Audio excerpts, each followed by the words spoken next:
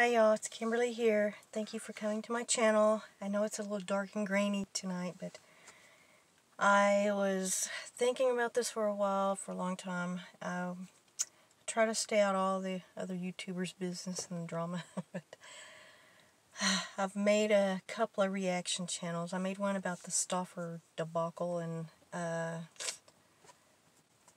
been thinking about it for a while because, in my opinion, the way I think about it was they kept saying that they had to find Huxley a better fit. They kept using the word fit. And you know, they're the ones who went to either a lawyer or psychologist or something and said, we don't want him anymore, or whatever. I don't know how they said it or what,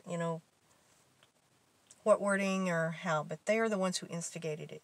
And they just didn't want him anymore. And no matter what things happen in their home, behind private doors, whatever situation happened, whatever reason they say it was, in my opinion, the way that I see it was he wasn't a good fit for the aesthetics of their video and their family vlog channel. Once they found out, well, I was watching without a crystal ball. I've looked at a few reaction channels, and they kept saying, or she kept saying, Myka Stauffer kept saying that he wasn't, they were looking for a better fit, and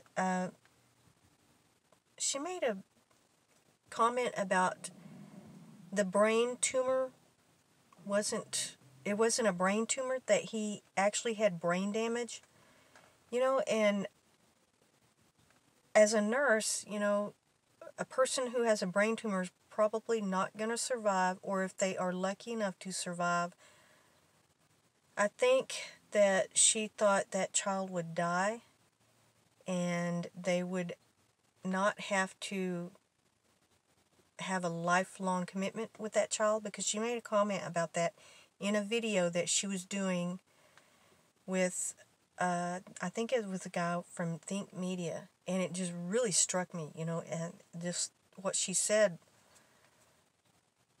the way I see it and the way I heard it, in my opinion, that she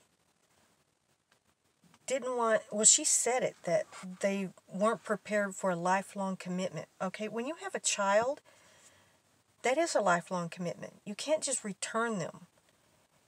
And if one of her own children were to, God forbid anything horrible would happen, if they were in a car accident and they ended up with a brain injury, that would be a lifelong commitment. And saying that you don't want a lifelong commitment with the child that you adopted, in my opinion, that's just absolutely horrible. That's just, it still just eats me up on the inside that she would say these things. And to me, it looks like, just to me personally, it just looked like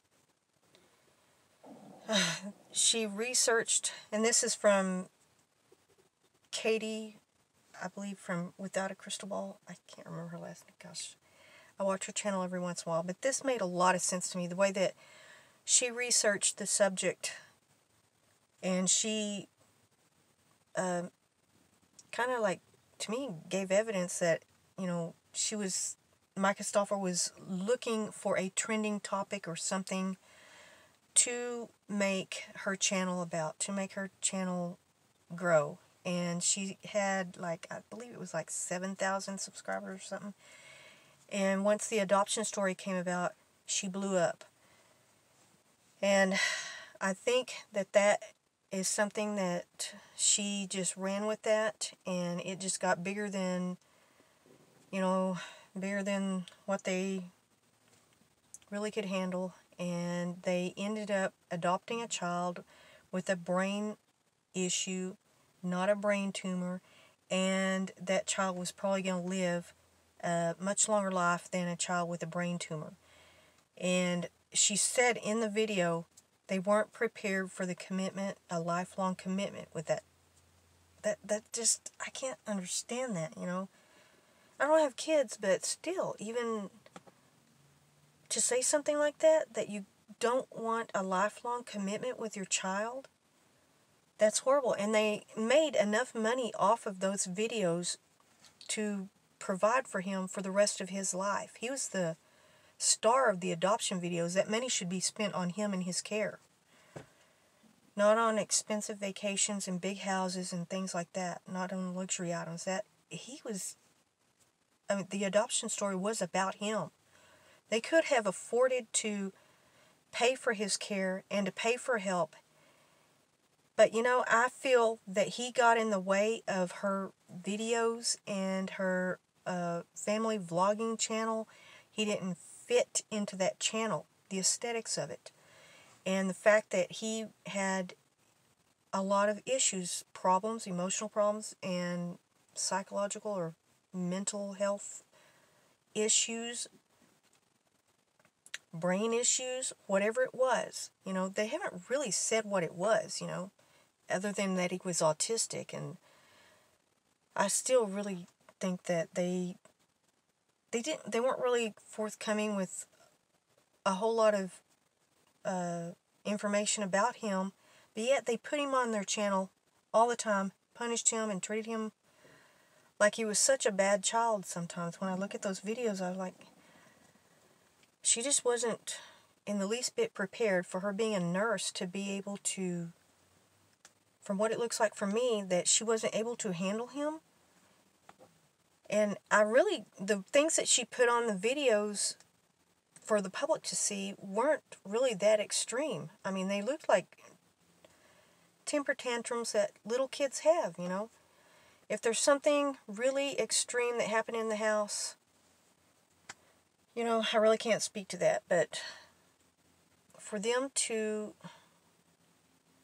adopt a child, make money off of him, and then decide because he's going to be a lifelong commitment that they don't want him anymore, in my eyes, that's just horrendous. That's just, I don't think that YouTube should allow channels, especially with adoption channels like that, that they should be allowed to, I don't know, that something would have to be done with setting up a trust for the child in the adoption story or something like that.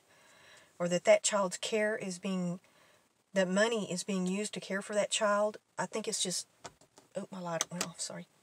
I gotta turn it back on. It's not much light, but there, maybe a little bit more. I just, in my opinion, it just it still leaves a bad taste in my mouth. And I know I really don't like to do these kind of reaction videos, but he wasn't a good fit, and they didn't want a lifelong commitment. To me, that just says so much about the way they were using that child. To me, that just, it makes, in my mind, it makes me see that they really were not happy with the way he looked on the videos or the way they had to handle him. He got in the way of the videos, the whole vlogging channel, everything, the family channel. You know, the aesthetics of it were more of a upbeat kind of family, I mean, it's a family channel, but with him having problems and issues and anything darker, she didn't want that on the videos. She didn't want that in her collection of family videos. It would have, you know, left a different tone on that channel, and they wouldn't be able to monetize it the way that they have. You know, it was just an adoption. I don't know how to even say it. To me, in my opinion, it was just something that they did for the money. Something that, you know, when they realized that he was not a good fit for the aesthetics of their vlog channel and he would get in the way of things, they just got rid of him, you know. And that's the way I see it. And I feel so bad for that little boy. I mean, I don't know what to say, what else to say, but I've just been thinking about it, and I don't know what else to say. I think that's it. Well, I'll see y'all next time. Goodbye.